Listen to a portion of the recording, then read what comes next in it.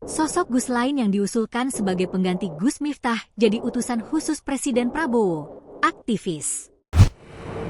Warganet masih mengusulkan sejumlah nama pendakwah pengganti Gus Miftah jadi utusan khusus Presiden Prabowo.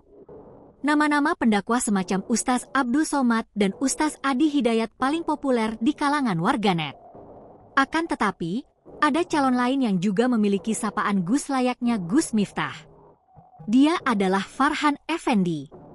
Gus Farhan sapaannya, dia merupakan santri dari beberapa pondok pesantren besar, diantaranya Ponpes Langitan dan Ponpes Krapyak Jogja. Gus Farhan dikenal mempunyai pergaulan yang luas di kalangan tokoh lintas agama.